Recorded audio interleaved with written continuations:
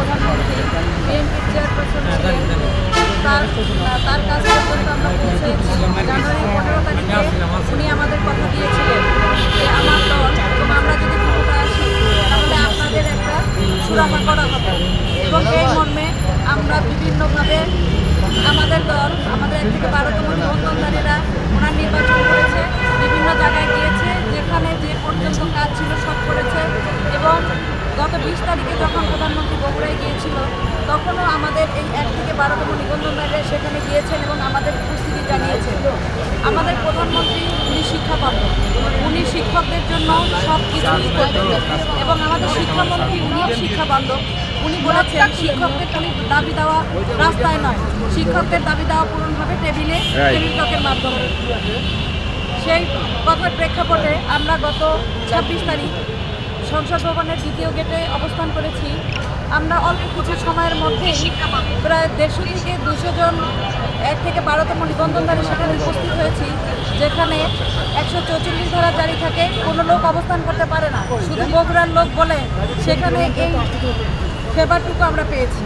এবং প্রশাসন আমাদের অনেকভাবে ওখান থেকে প্রতিহত করার চেষ্টা করেছিল যে আপনারা এখান থেকে সরে যান বা কিছু, এটা প্রধানমন্ত্রী কিন্তু মানবে না।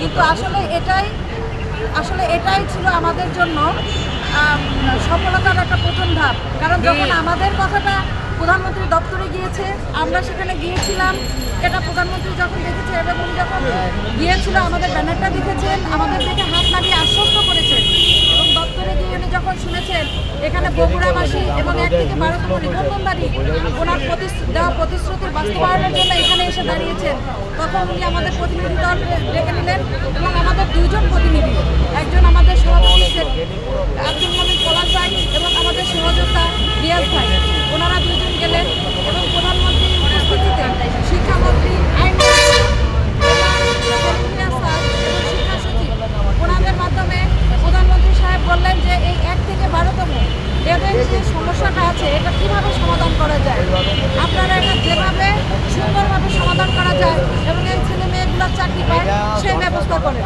এবং সেই লক্ষ্যে বিভিন্ন দপ্তরে আমাদের কাজ চলছে। শিক্ষা মন্ত্রণালয় থেকে আমাদের ফাইল এনটিআরসি অফিসে দিয়েছে। আলহামদুলিল্লাহ, যে এনটিআরসি আমাদের জন্য এত বিরূপ ছিল তারা এখন আমাদের ফাইলে কাজ করতে বাধ্য হচ্ছে। সর্বোচ্চ আদেশ আমাদের জন্য এসেছে, যেটা নির্বাহী আদেশ। এই আদেশের প্রেক্ষাপটে আমাদের জন্য এখানে আরও একটা নির্দেশ দেওয়া হয়েছিল যে 15 দিনের ভিতরে আমাদের একটা প্রজ্ঞাপন দেওয়া হবে। আমরা সবাই সেই প্রজ্ঞাপনের অপেক্ষায় আছি। ধন্যবাদ আপনাদের সবাইকে আমাদের সাপোর্ট করার জন্য।